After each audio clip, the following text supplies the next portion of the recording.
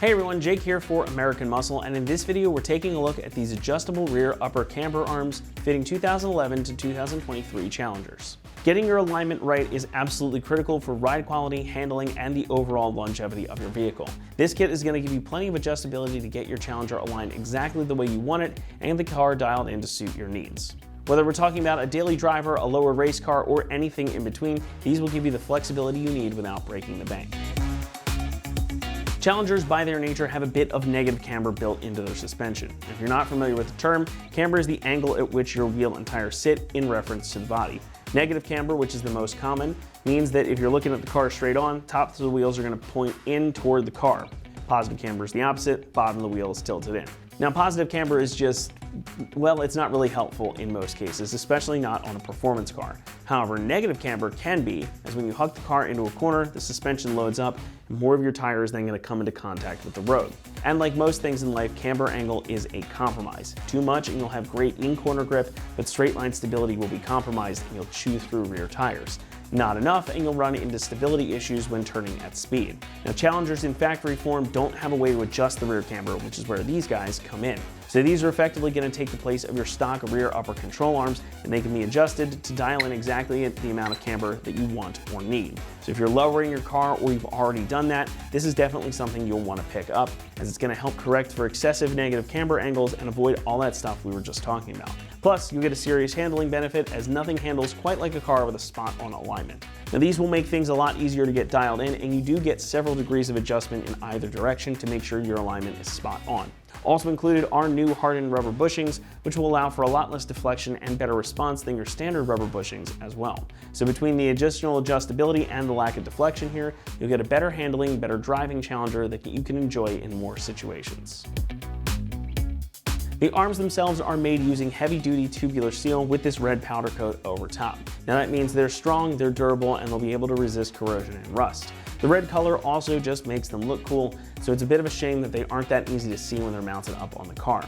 The bushings we were talking about are again made from hardened rubber, so they are stronger and should have a longer lifespan than your factory softer rubber bushings. Pricing comes in at about $400, which puts them basically in the middle of the category. These will cost you more, of course, than non-adjustable arms, but they do still undercut some other adjustable options out there. So they're a pretty economical way to make an improvement in your Challenger's ride and handling characteristics. Installation gets a 2 out of 3 on our difficulty meter, and the job should take you around 2 hours to complete. The process itself is pretty simple. It's really just 2 bolts, but you are going to have to get up in there to access those bolts. It's also very important to remember that once you've got this done and on the ground, go get an alignment done. Even if you're able to eyeball these into place, an alignment is crucial in making the most of this modification. But enough of me preaching about it, let's head on out to the shop and we'll walk you through the process. Tools required for this install include an impact gun, 18mm swivel socket, 18mm ratcheting wrench, 18, 24, and 27mm wrenches, and an adjustable wrench.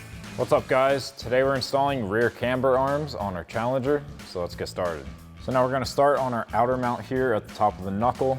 We've got an 18mm bolt and 18mm nut. So I'm going to take an 18mm swivel socket and 18mm wrench to remove this. Now we can remove the bolt holding our inner mount in place. It's going to be the same 18mm bolt and nut. Now for this one we don't have a lot of access, so I'm going to get an 18mm wrench on the bolt side here, and then 18mm ratcheting wrench on the nut side.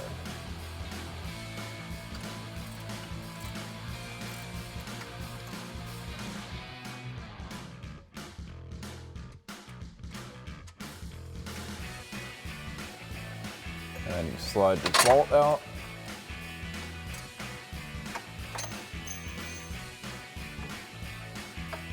And remove your camber arm. So now we can adjust our new camber arm to the factory spec.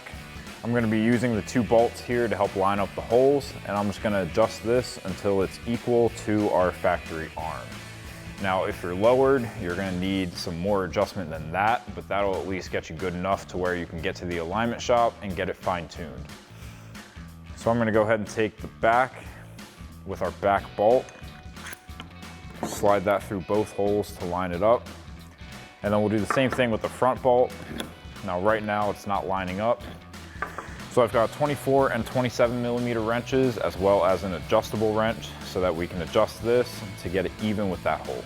So now we have 2 points of adjustment here. This center nut is going to be our center point, and then we can extend from here out and also from the larger nut out of the body here. Now, any adjustment you make, you're going to want to make sure you do it evenly so that you're not extending one side too much, because that can create a weak point.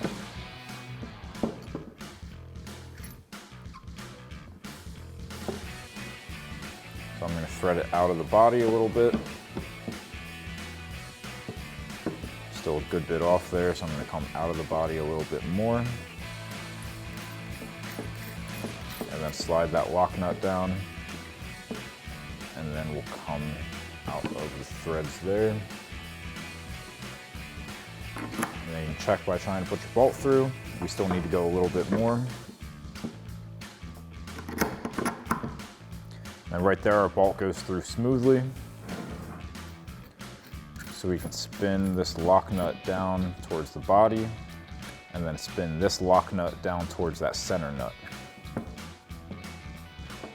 And now you'll grab a 27 millimeter wrench to hold down that center nut, and then grab your adjustable wrench, or this is about a 32 millimeter nut if you have a wrench that big.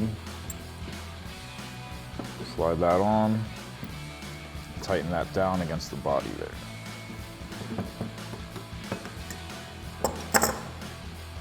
And then grab your 24 millimeter wrench, tighten down this jam nut up against the center nut.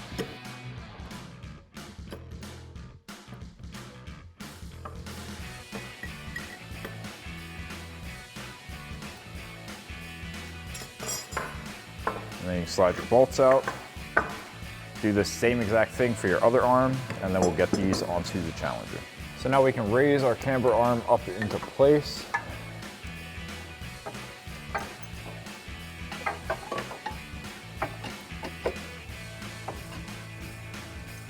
And then get our bolt through.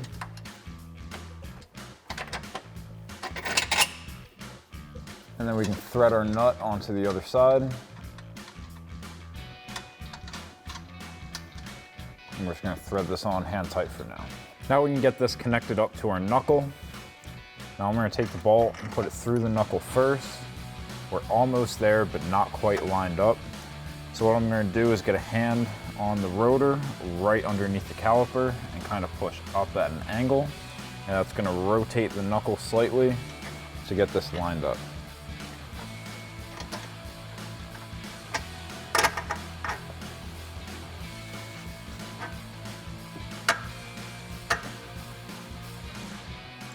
And then once you have that bolt through, grab your nut, thread it onto the other side. Now, whenever you're tightening down suspension components that have bushings in them, like this does, you want to make sure that you're tightening them down once it's under a load.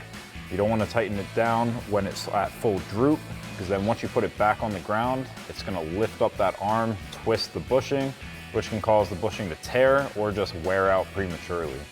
So if you're doing this on a lift, you can grab a pole jack to jack up on the wheel. If you're doing it on the ground, you can get a floor jack underneath to lift it up. So I'm just going to raise this up. And then once you have that all raised up, you can take an 18 millimeter wrench and socket, tighten down the front bolt, and then we'll go to the one on the inside.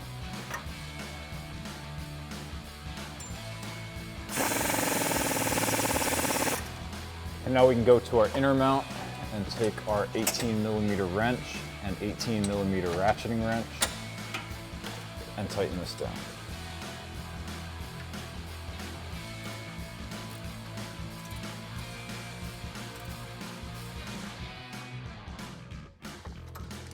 And now you can repeat that same process for the other side.